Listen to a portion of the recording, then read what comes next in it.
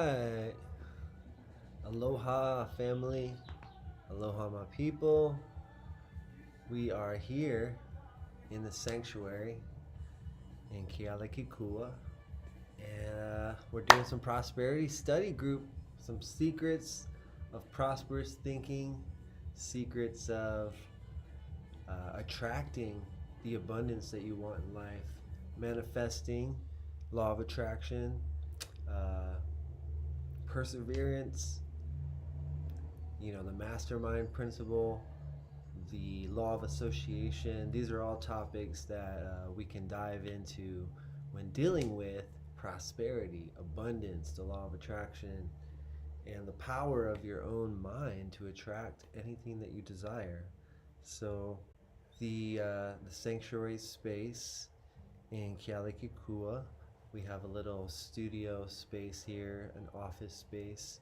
Today we have the Prosperity Study Group, we have a Kirtan class, we have a Toning the Chakras workshop and meditation, and then finally we have our Gnostic Study Group and Bhakti Yoga Club, which includes Kirtan, chanting the holy names with celebratory meditative music, trance music, but with traditional instruments typically.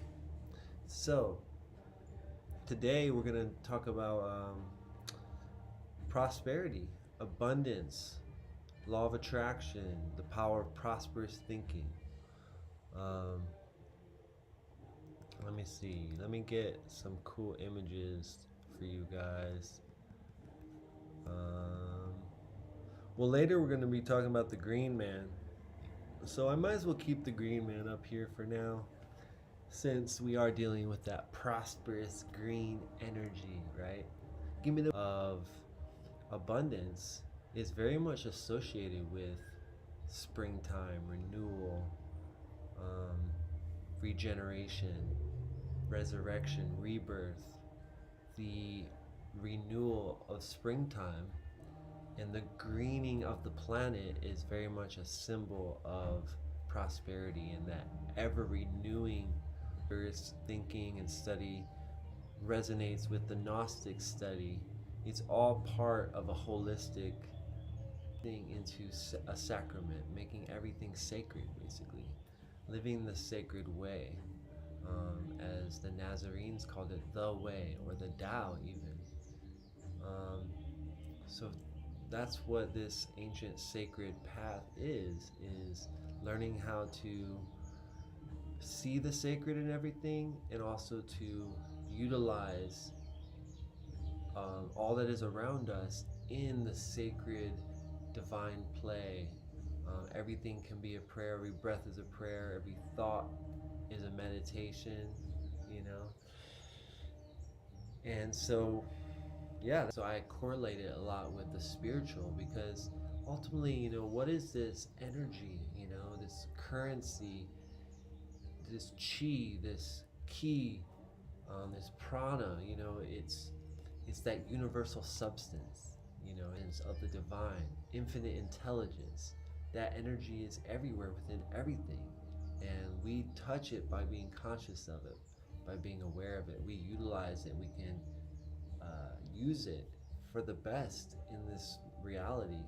The theurgy was that using of the things of this world, noticing that there were patterns that were hidden in creation, that the divine, the one, hid secret codes and patterns in the flowers, like the flower of life, like the Fibonacci sequence, like the great, the one, the supreme divine, infinite intelligence, encoded all these wisdoms, all this gnosis in the stars, in the constellations.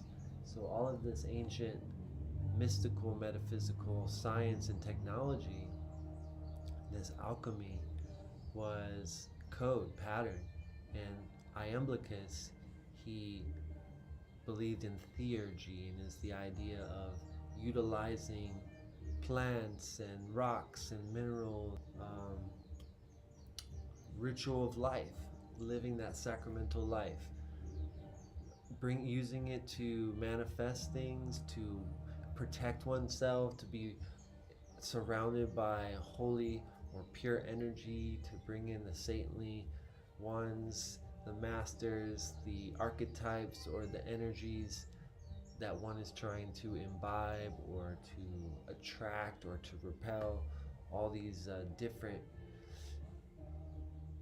things of creation in the material world can be utilized. And so money is the same way, prosperity is the same way. All prosperity value on something, right? So before we had, our modern money, we exchange goods, products, and feel compelled to want to tip them, or you are paying for that concert fee or that door fee, right? Want to give back, in whatever way you can, whether that's a tip or paying the door fee or just sharing them on social media, just whatever it is, that currency. So when we start to see money and prosperity like this, you can start to see capitalism or any negative energy. This idea that money is the root of evil is not accurate. Actually, it's the love of money, right? It's the idolization of money, the divine in service of the greater good, right? So we're gonna read some stuff. We're gonna have a short little discussion. If you guys have any comments, any questions, feel free to ask me anything. As far as these prosperity study groups are going to go, I can walk you guys through some of the back office of what I do online.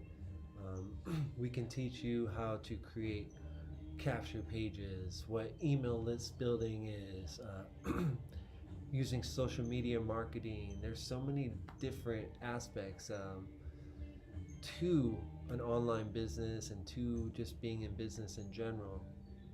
And we can utilize some of these prosperity study groups to not only talk about the consciousness of prosperity and getting in that mindset, but it's a way to mastermind with others in a similar mindset, which is another prosperity principle, laws of success, utilize in building your business, whether that's marketing, whether that's your online store, whether that's just learning how to use social media. There's a whole gamut of aspects to this, right? So for you to work with me, if you guys are interested in that and wanting to build an income online, and you want my help and you want the help. Let's see if we have any comments yet.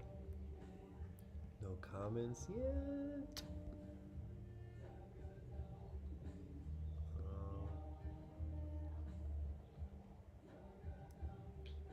KKD up in the house. Oh, you hear that music? Give thanks, give thanks.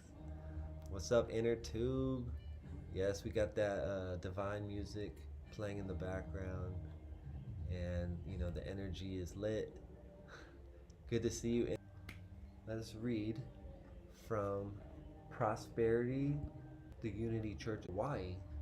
So Unity and New Thought, they're like sister branches of an ancient, not ancient, the wisdom is ancient, but New Thought and Unity are about 100 years old. They're part of the New Thought movement, which very much pioneered a lot of this prosperity thinking and affirmative prayer and law of attraction wisdom. The New Thought people, the Unity people, were some of the early people in America to be sharing this in a Christian context, in a spiritual context, like are thriving to this day. And the New Thought Center of Hawaii actually is independent of like you. I think it's thriving better than ever, maybe. We'll see. So reading from Prosperity's 10 Commandments. The history of poverty in the race of humankind and in the lives of individuals can be directly traced to a lack of faith in God as the source of all supply. With faith in God, we fear no evil, and poverty is an evil. It is the cause of sin and misery and fills our tree of poverty bears the fruit of theft, unhappiness, and disease. Its seeds are evil. All that there are spiritual benefits accruing from it made possible the appalling condition of the masses during the Middle Ages.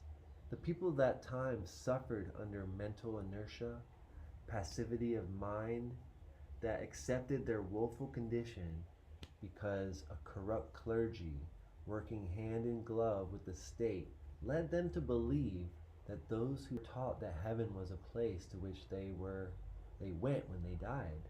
But Jesus taught that heaven is the all-embracing harmony of the kingdom of God within every person. He taught that we store up treasure in our own effort. Matthew 6:20. This stored up treasure is our consciousness or awareness of the spiritual richness, Father's good pleasure to give you the kingdom. Luke 12:32. In other words, it is God's good will to deliver the riches of the kingdom as the fulfillment of every good and just need if we will but trust and accept. The fact that we sometimes learn much needed lessons through unhappy experiences such as illness or poverty does not make them right. The lesson is the hidden good in them that proves omnipresence, that we can never be separated from God and God's good. The psalmist said, "If I make my bed in Sheol, you are there." Psalm 139:8. The wretched experience is not a true outpicturing of the invisible presence. It is our own warped mental image taking form. Poverty is a form of hell caused by blindness to God's good, Father's kingdom within ourselves and all around us. When Jesus revealed God as spirit, living intelligence, he made it easier for us to understand God's omnipresence as a creative power. All growth in nature illustrates the way potential power expands into myriad of forms under the right conditions. An acorn has all the potentialities of the mighty oak, but its outer shell and inner meat power that remains static until the right conditions of moisture, heat, and nourishment are provided. Within us, there is almighty power, the power that God has given us, in which lies the potentiality by conditions furnished by the mind. Nourished by faith, it expresses itself in form. Step then in manifesting supply is to establish faith in the omnipresent spiritual substance as the source of all that is. We reason after this fashion: God is my supply. God is spiritual substance everywhere present. Therefore, my supply is everywhere present. My acknowledgement of God's omnipresent spiritual substance delivers it into my life as the fulfillment of my needs. Jesus summed this up very simply in his instructions concerning prayer. He told us that we are first to seek, acknowledge the presence of God, and then ask, believing that we receive, accept the good desired. Such prayer is obeying prosperity's first commandment and looking to God as the only source of supply. This was the way he taught the disciples to pray. First, give us this day our daily bread. 7 short, simple words. No begging, no beseeching, just a cup of faith lifted to the infinite good to be filled to overflowing. Countless presence and in God's infinite creative power, ready and waiting to be transformed into the desire of the heart. The words themselves are a coverall designed to cover every possible need of mind and body. Bread, in the language of mysticism, is substance, the invisible energy of divine mind. We are asking of God, give us all that we need of thy spiritual substance in whatever form we need it. Wow. So I'm going to pause on this book right now and we'll talk about that real quick. Powerful, powerful, powerful wisdom right there. The gnosis is overflowing. You see, we were talking about the divine God. Infinite intelligence is this energy, this substance that exists everywhere, omnipresent, all pervasive, everywhere present at all times, and omnipotent, all powerful, right? So that potential power is always there. You are that same omnipresent, omnipotent, omniscient oneness of being, right? But it's static at the moment, like the acorn, right? And once activated by the proper and appropriate, the acorn is activated, potential power is activated, and the tree blossoms forth, the tree of divinity, the tree of light, the tree of life. You are that tree, right? So this is the power of that gnosis that we talk about in the Gnostic study group and the wisdom of metaphysics. You know, the prosperity consciousness is the same thing basically. So it all correlates.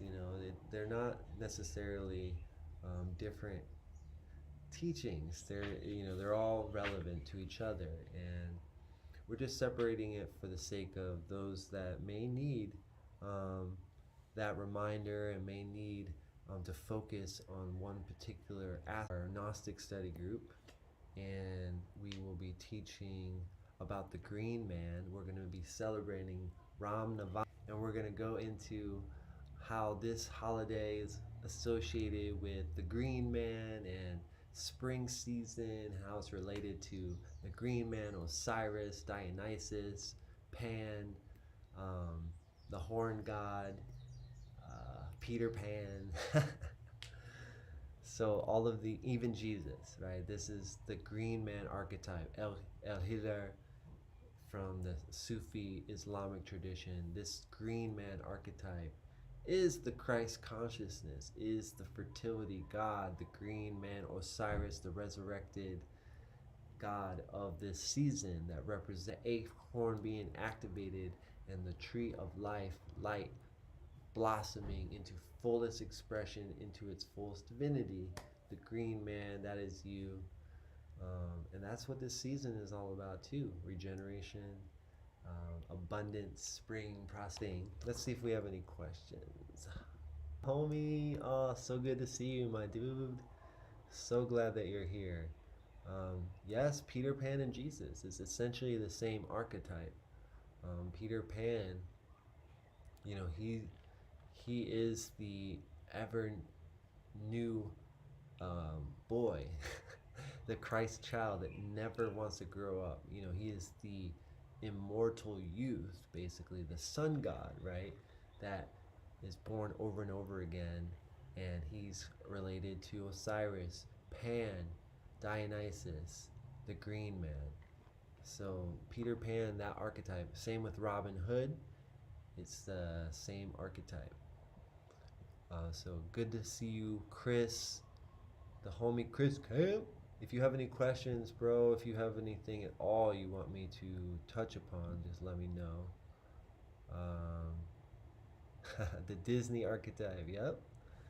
Yeah, my dude, it's kind of crazy. These mystical secrets, they use the symbolism in a lot of their movies, pretty much all their movies, since the beginning of Disney. I'm pretty sure Walt Disney himself was initiated into a secret society. I believe, but I'll have to research that because I know he was, if I'm not mistaken, but I can't say, 100% which ones. But there is supposedly a secret society, even in Disney today, that in looking into the secret societies of Disney and force in the world, and that they are polluting our consciousness and inverting a lot of these original myths, some methods and means and agendas like that. So, but here's what I always, the knowledge is not good or bad, you know. It's how you use the gnosis. Gnosis can be weaponized, and it is being weaponized by the mainstream media, by the elites, by Disney, pure, right? And what we're trying to do here is just free the gnosis, free the knowledge, because we would be killed back in the day for this stuff. You know, talking about the Gnostic Gospels and the more metaphysical aspects of Christ and the Christian uh, origins and mystical, metaphysical side of these traditions, these mystery traditions, you would be slaughtered, killed, tortured, all of that, right? And we're just so gnosis needs to be freed. Everybody deserves to know this sacred wisdom, and that's what this special time on this planet is. It's also about liberating these ancient scriptures like the Gnostic Gospels that were found in 1945, the Dead Sea Scrolls, some of these other secret texts and traditions. Um, we're finally able to speak on them openly. So let's see if, before I start reading, let's see if we have any more questions. Okay, sure. Yeah, let me talk about that real quick before. Obviously, is the beauty, the nature here. And Hawaii is such an abundance of nature, an abundance of countryside. And the Big Island in particular is very much the countryside. Um, and there's just like beaches, and there's like miles and miles and miles of hiking, and there's parts of this island where you could just be miles from like a lava desert, a lava rock desert, to like the rainforest, to like um here. And then there's like uh plains and pastures, and like cow pastures, and just uh, miles and miles and miles and miles of like beautiful ohia forests. And the wildlife here is so incredible, and just the flowers, the smells. Hawaii is truly like a sensual explosion, a sensual overload. And there's a wide variety of climates and environments that you can experience.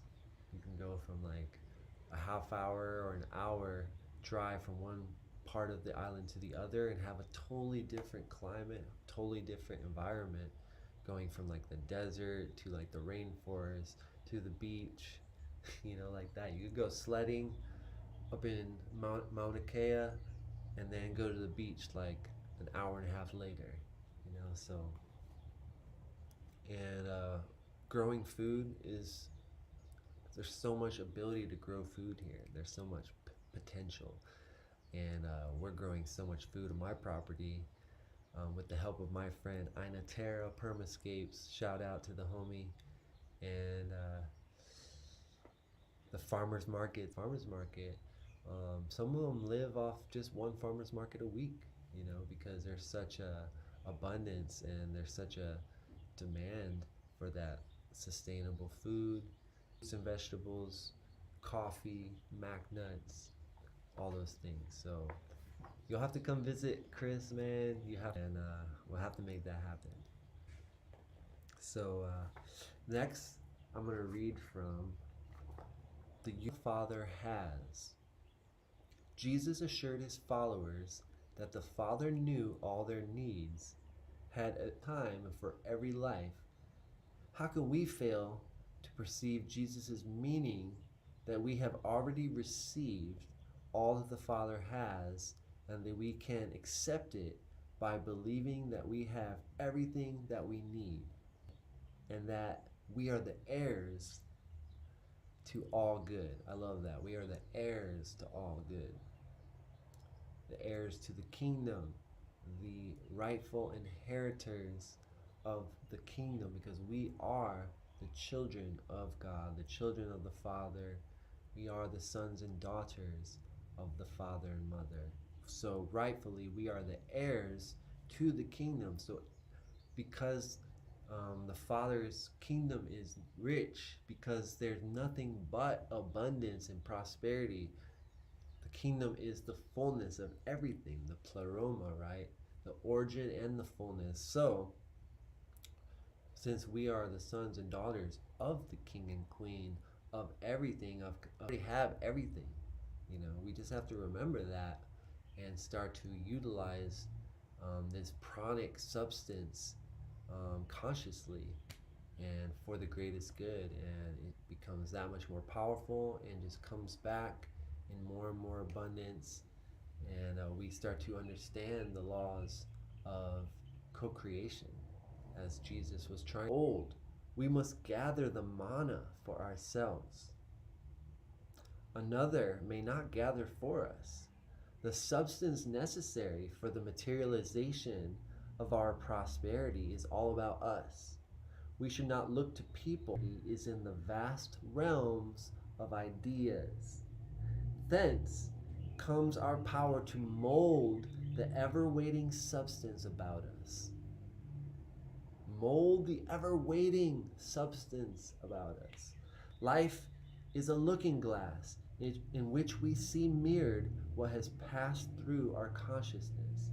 Inefficient and untrue thinking is reflected as impoverished conditions. Through scientific Christianity that the Father has, but we have yet to learn how to accept our inheritance. Constructive thought did to us that which we already have.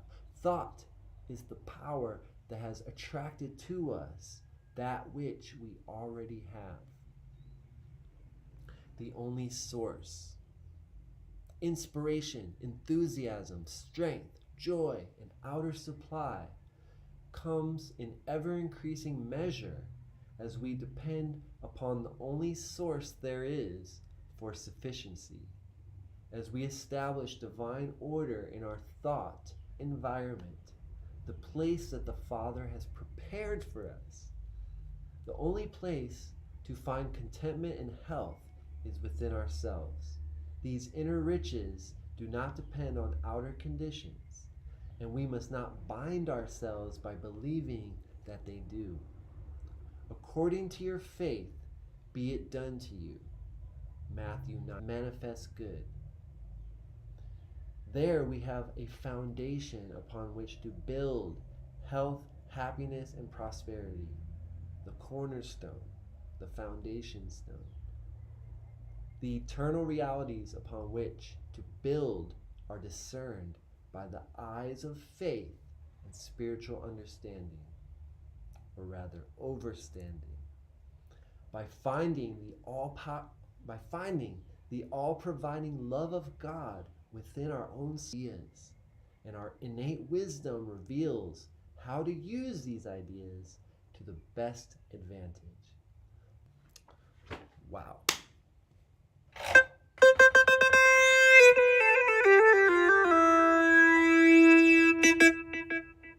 Wow. That just spoke life into me. Just the power of knowing that all substance is already enriched, infused with power, prosperity, life, love. Everything is already there. Learn how to activate it. Learn how to mold, that substance for the greater good. Wow. Let's see if we have any more comments or questions. Flood here.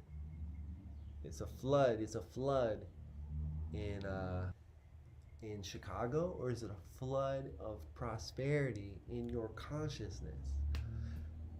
It might be both. What we're speaking on is the Philosopher's Stone. It is the Holy Grail. This wisdom is the secret teachings, and it sometimes sounds more obscure or simple than it sounds way too simple to possibly be, but that's the secret. It's like it's there, but most people don't recognize it. It's for those with eyes to see and ears to hear, right?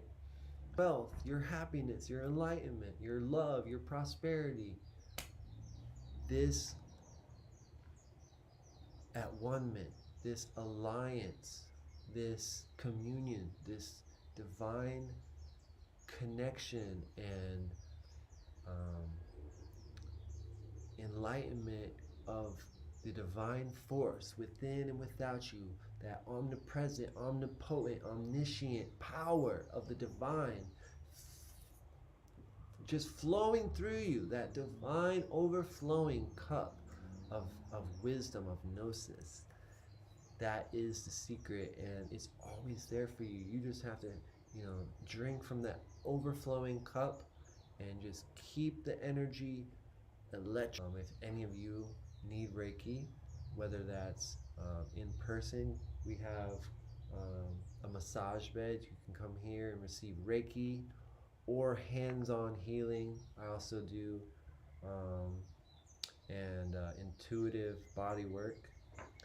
Or I can also do distance Reiki healing. And one of the first principles of Reiki is that you are the energy is flowing through you. We are all just channels of that universal energy. Reiki is, and Ki refers to life force, prana, energy. So it is the universal life force energy. I remember one of the first times when I was first learning Reiki, I had such a profound experience. I was like doing Reiki with one other person that was learning, and we had this woman there that was, receiving the Reiki, felt it pulsating out of our hands, and it just made her feel so good. And I was just amazed because I could feel. I just got into a spiritual state, I guess you could say, and I could just feel it flowing. And but I was, kind of like new to this idea, even though like it's something that I remember from like past lives now. I'm very confident and like tapped in with it now, but at that time, I was a little bit doubting and unsure of myself, right? And but she affirmed and confirmed, like, wow, like I felt the spirit of me, and I relate it to music, like there's moments when you're just playing music and like you just chill, right?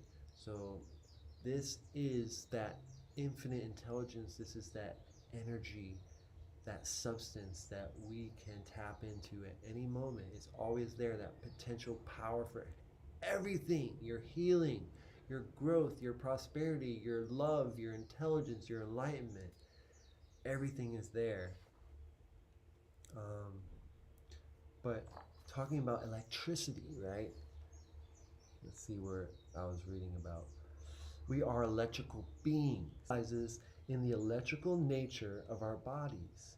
These are electrical currents flowing through our nerves, blood, water, electricity.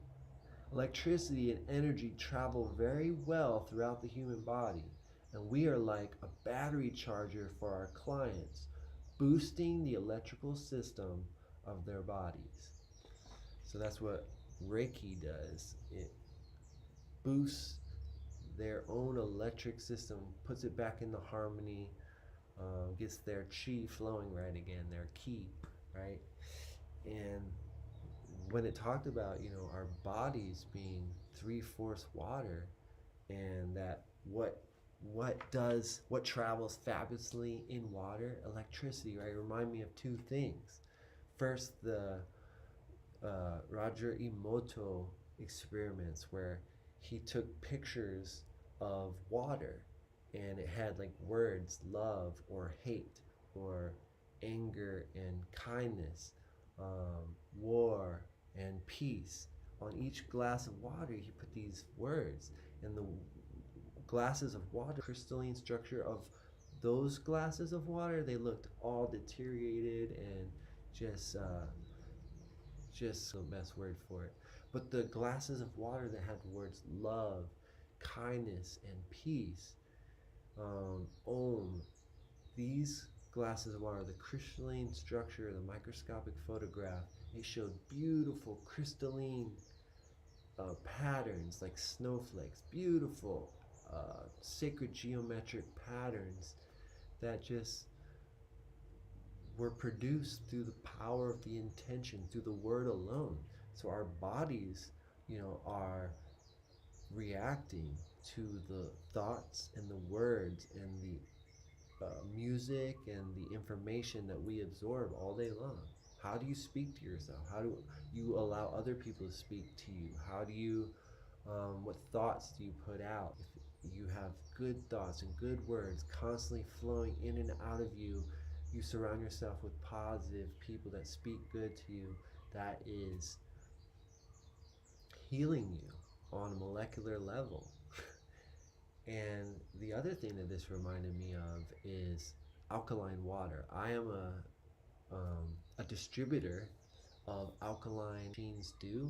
They put oxygen back into the water through putting oxygen back into the water through the boiling process, right? And if you look closely at boiled water, you see little micro bubbles, and these are micro clusters, and it shows that the water is alive again. You put oxygen back into the water. What they do is they purify the water through the silver puts hydrogen, oxygen back into the water, alkalizes the water, ionizes the water. So it's important. Water is life, Hawaii, Hawaii, vai vai. It is, your body is 70% water, the planet is 70% water. So it's so important that we speak good thoughts and we speak good words and we listen to music that uplifts and heals us, and we speak and receive the friendships and the words and energy of others that also have our best interests, that are also speaking in words of light and love to our higher vibration. And that's, another law of vibration that we can go into is a law of entrainment. Hopefully they will entrain to our higher vibration, but don't allow yourself to entrain to their lower vibration, that lower frequency. And it's not a judgment, it's not negativity, it's just discernment. It's being honest on what's good for you and what's not good for you. And this science is there, And I think we questions. Chris Camp says, great points, both. Yes, good, awesome. That is the power of prosperous thinking. That is the power, the flood. I also I'm not going to read from this book, but The Go-Giver. It's about a story about a man who achieved everything and he wanted by being the go-giver, by going and giving first. And he lived by that philosophy, and profound wisdom in this book. I was reading earlier from the Unity Guide of Prosperous Living, also from the Unity Classic Library. If you've not been to a Unity church before, or a new from the metaphysical Christian church of the early 1900s, late 1800s and early 1900s, coming out of the theosophy and mesmerism of the late 1800s, evolved into these metaphysical Christian churches where they were very much the pioneers of law of attraction, with secrets, and the scientific prayer, affirmative prayer, and prosperous thinking, and the metaphysical gospels like this. Like branches of the same tree of new thought, which actually is rooted in, like I said, Theosophy, Self-Realization Fellowship, Yogananda, Paramahansa Yogananda very much influenced this whole group as well. But it goes back, way back to the original Gnostic teachings, the Hermetic teachings of Egypt, and the church really doesn't want you to know about the Gnostic aspects, the prosperity aspects, the self-enlightenment, the mystical tantric teachings. You would have been tortured and killed for this stuff. Only 100 years more, we'd have been killed for this stuff more or less 100 years ago or so, from the early 1st, 2nd century AD up into only 100 years ago.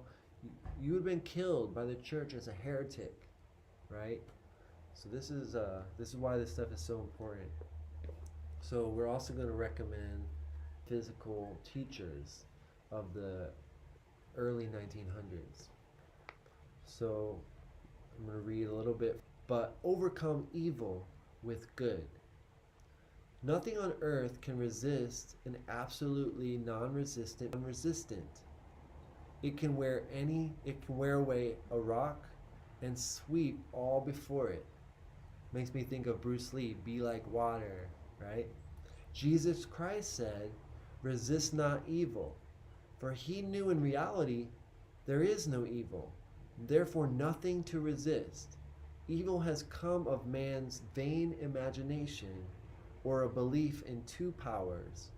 Eve ate of Maya, the tree of illusion, and saw two powers instead of one power, God. Sleep. Soul sleep means that man's soul has been hypnotized by the race belief of pictured his illusions. We have read in a preceding chapter that man's soul is his subconscious mind, and whatever he feels deeply, good or bad, is outpictured by the faith. The sick man has pictured sickness, the poor man poverty, the rich man wealth. People often say, why does a little child attract illness when it is too young even to know what it means? I answer that children are sensitive and receptive to the thoughts of others about them, and often outpicture the fears of their parents. I heard a metaphysician once say, if you do not run your subconscious mind yourself, someone else will run it for you. Mothers often unconsciously attract illness and disaster to their children by continually holding them in thoughts of fear and watching. She replied promptly, not yet. This implied that she was expecting the illness and therefore preparing the way for what she did not want for herself and the child. However, the man who is centered and established in right thinking, the man who sends out only goodwill to his fellow man and who is without fear, cannot be touched or influenced by the negative thoughts of others. In fact, he could then receive only good thoughts, as he himself sends forth only good thoughts. Resistance is hell, for it places man in a state of torment. A metaphysician once gave me a wonderful recipe for taking every trick in this way. At one time in my life, I baptized children, and of course, they had many names. Now I know failure, I baptize it success, in the name of the Father, of the Son, and of the Holy Spirit. On non-resistance. Through his spoken word, every failure was transmuted into success. For example, a woman who required money and who knew the spiritual law of opulence was thrown continually in a business way with a man who made her feel very poor. He talked lack and limitation, and she commenced to catch his poverty thoughts, so she disliked him and blamed him for her failure. She knew In order to demonstrate her supply, she must first feel that she had received. A feeling of opulence must precede its manifestation. It dawned upon her one day that she was resisting the situation and seeing two powers instead of one. So this man is here for my good and my prosperity. Just what he did not seem rendered several $1,000s, and the man moved to a distant city and faded harmoniously from her life. Make the statement, every man is a golden link in the chain of my good, for all men are God in manifestation, awaiting the opportunity given by man himself. Every man is a golden link in the golden chain of my good, for all men are God in manifestation, awaiting the opportunity given by man himself to serve the divine plan of his life.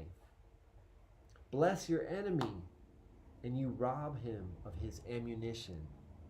His arrows will be transmuted into blessings. This law is true of nations as well as individuals. Bless a nation, send love and goodwill to every inhabitant, and it is robbed of its power to harm. Send love and goodwill to every inhabitant, and it's robbed of its power to harm. My students have often said, I don't want to be a doormat. I reply, when you use non-resistance with me, I was impatiently awaiting an important telephone call. I resisted every call that came in and made no ideas never conflict. The call will come at the right time. Leaving it to infinite intelligence to arrange, I commenced. The bell did not ring for about an hour, and I glanced at the phone and found the receiver had been off that length of time, and the phone was disconnected. My anxiety, fear, and belief in interference had brought on a total eclipse of the telephone. Realizing what I had done, I commenced blessing the situation at once. I baptized its success and affirmed, I cannot lose any call that belongs to me by divine right. I am under grace and not under law. A friend rushed out to the nearest telephone to notify the company to reconnect. My phone was connected at once, and 2 minutes later, I received a very important call, and about an hour afterward, the one I had been awaiting. One's ships come in over a calm sea. A calm sea. So long as man resists a situation, he will have it within him. If he runs away from it, it will run after him. Wow. Such powerful wisdom in this book, Florence Shinn, The Complete Works of Florence Shinn. How often do we have a similar situation where we might be blocking out all of our the other prosperity because we're so focused on, no, it has to be done this way, my way. So instead of giving the battle up to God, we take the battle onto ourselves, and that's when we deal with fear and we deal with stress and anxiety, because we're allowing ourselves to do all the work and not allowing. Yes, my friends, this is the power of water, as she said, distance, to allow yourself to get into that that high peak zone state. Blessed, and thank you guys for being part of this live stream. And what's up, my friend? Aloha. I'm just wrapping up a live stream here. Chris Campus, and stay tuned. We're going to do a group and the Bhakti Yoga Club with some kirtan. So stick around, and we'll see you.